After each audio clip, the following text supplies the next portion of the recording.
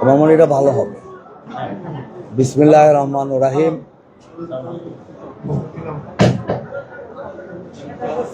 বিসমিল্লাহির রহমানির রহিম। সম্মানিত আমার সাংবাদিক ভাই ও বোনেরা, উপস্থিত নেতৃবৃন্দ, আসসালামু আলাইকুম। গতকালকের জাতীয় সংসদ নির্বাচনে অত্যন্ত দুর্ভাগ্যজনক হলো সত্য, ঢাকা 11 আসনের ভোটার ভাই ও বোনেরা স্বতঃস্ফূর্তভাবে আমাদের ধানের শীষে ভোট দিলেও পরিকল্পিতভাবে ষড়যন্ত্রমূলকভাবে আমাদেরকে পরাজিত দেখানো হয়েছে।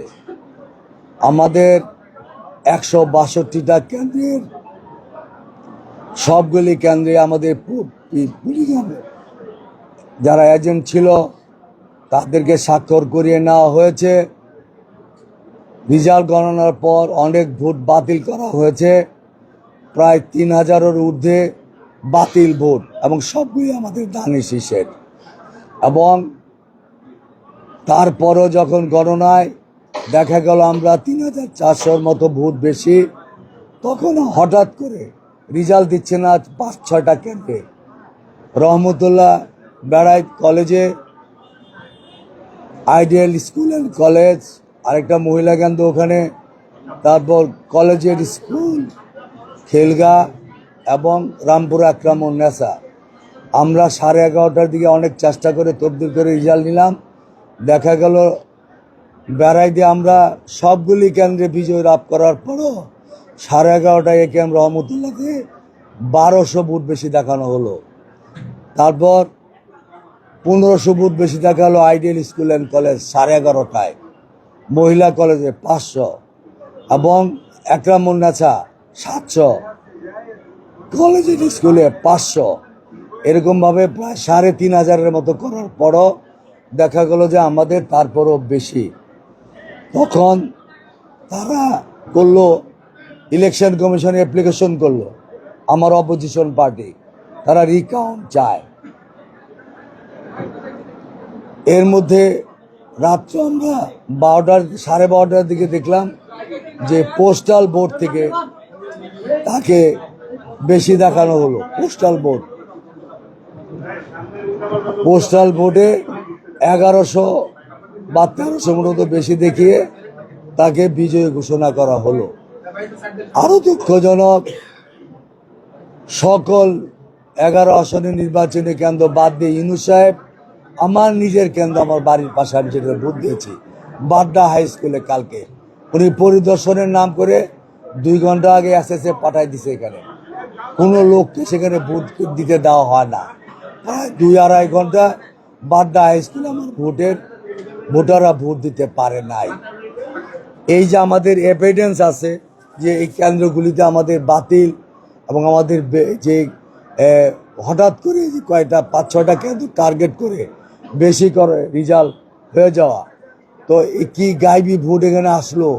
পুলিশ এজেন্ট দিতে পারে না, যে ক্যান্ডিডেট পুলিশ এজেন্ট দিতে পারে না সব জায়গায়। আমরা একটা বুথে 5টা বুথে 5 জন এজেন্ট দিয়েছে, ওরা 1 জন দিয়েছে। সেই জায়গায় এত ভোট কোত্থেকে আসে? দুঃখজনক হলো স্বৈরাচারের পতন হয়েছে, স্বৈরাচারের দূষর সেই পলিসি, তার এজেন্ডা বাংলাদেশে এখনো আছে। সেই কারণে ঢাকা 11 আসনে আজকে ইঞ্জিনিয়ারিং করে ভোটে এটা করা হয়েছে। প্রথম চেষ্টা করেছিল বাতিল, তারপরে চেষ্টা করেছে কিছু কিছু করে বেশি করানো, তারপরে ওরা যখন অনেক ভোটে কিছু কেন্দ্রে করানো হয়, তারপরে আমরা যখন 3400 ভোট বেশি থাকি, তারপরে তারা যায় ইলেকশন কমিশনে, তারপরে তারা পোস্টাল ভোটে এটা করে করা হয়। নাহিদকে তাদের আনতেই হবে। আমাদের কথা হলো একটা বিতর্কিত নির্বাচন করে এত বছর পরে এই বর্তমান সরকার তার গ্রহণযোগ্যতা মানুষের কাছে নষ্ট করেছে। আমরা এটার জন্য ধিক্কার জানাই, এবং দুঃখজনক যে আমাদের শত ধৈর্য ধরো আমরা এটা মোকাবেলা করেছি, এবং আমি আজকে ইলেকশন কমিশনে তারা যেরকম দিয়েছে কালকে আমরা পূরণ গণনার জন্য দরখাস্ত করেছি, না হলে আমরা আইনি ব্যবস্থার প্রক্রিয়ায় যাব। তবে সবচেয়ে সুখবর হলো এটাই, এমপি মন্ত্রী ষড়যন্ত্র করে নিতে পারে, কিন্তু বিএনপি আজকে রাষ্ট্র ক্ষমতায় গিয়েছে, তারেক রহমানের নেতৃত্বেই আমরা এই ঢাকা 11 আসনের মানুষের আগামী দিনের সেবা করব এবং মানুষের মঙ্গল কল্যাণের জন্য আমরা কাজ করব। কেন আমরা বিগত সময়ে এমপি মন্ত্রী ছিলাম না, বিএনপি ক্ষমতায় ছিল, মানুষের জন্য আমরা কাজ করেছি। আল্লাহর রহমতে তারেক রহমান এবং বিএনপির সারা দেশে বিজয় ষড়যন্ত্র করে ঠেকানো যায় নাই। এই বিজয় কোনো কথা শুনতে চায় না, মানে আসতে দিবে না সব। যেহেতু বিএনপি রাষ্ট্র ক্ষমতায় গিয়েছে, আমরা এলাকার মানুষের মঙ্গলের জন্য কাজ করব। কিন্তু এই যে অন্যায়, এত বছর পরে ফিরে পাওয়া ভোটের অধিকার, যারা জুলাই যোদ্ধার নাম দিয়ে মানুষের মধ্যে এই বিভ্রান্তি ছড়িয়ে এজেন্ট দিতে পারেন না, হাজার হাজার ভোট কোত্থেকে আসে, আমরা রিকাউন্ট চাই এবং প্রশাসনিক সুব্যবস্থা চাই। বাংলাদেশ থেকে এই ভোট চুরির নাটকের কালচার বন্ধ করতে হবে। আমি এটার শেষ লোক, যেটা শেষ পর্যন্ত আমি রাজনীতি করে ফাইট দিয়ে যাব। মানুষের ভোটের অধিকার নিয়ে এই চিনিমিনি খেলার অধিকার ইউনুস কেন কাউকে দেওয়া হয় নাই, আমি শেষ ম্যান, এটা শেষ পর্যন্ত দেখে যাব আইনি লড়াই সহ রাজনৈতিক প্রোগ্রামের মাধ্যমে। সুতরাং যেন তেন ভাবে মানুষের অধিকার, ভোটের অধিকার হরণ করেই দেশে ক্ষান্ত হয় নাই। গতকালকে তারা বেড়াই দিয়ে বিভিন্ন জায়গায় আমার লোকদেরকে হামলা করেছে।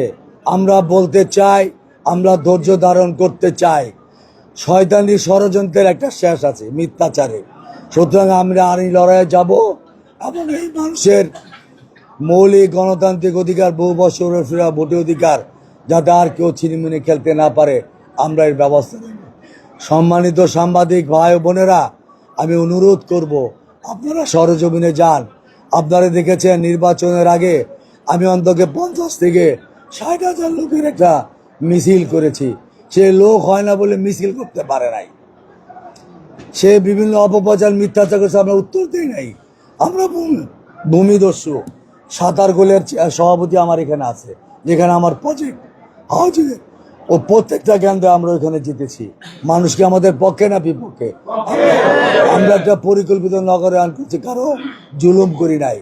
সে করেছে, তার চাচা করেছে, তার বাবা করেছে, অসংখ্য এরকম তার ভিডিও আছে অন্যায় অত্যাচারে। এবং সে নিজে জুলাই আন্দোলনে ডিবি অফিসে বসে এই আন্দোলন থেকে সরে গেছে। এখন সে একটা স্বাধীনতা বিরোধীর সাথে আদর্শ জলাঞ্জলি দিয়ে শুধু ক্ষমতার লোভে তাদের সাথে হাত মিলিয়েছে।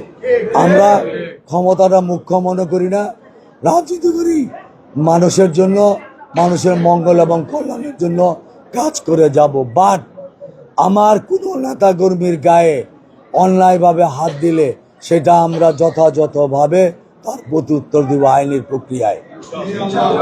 এবং আমার নেতা কর্মীদের আমি অনুরোধ করব, আমরা যেহেতু রাষ্ট্র ক্ষমতায় গিয়েছি, তারেক রহমান আমাদের নেতা, এতেই আমরা সন্তুষ্ট থাকবো, মানুষের জন্য কাজ করতে পারবো।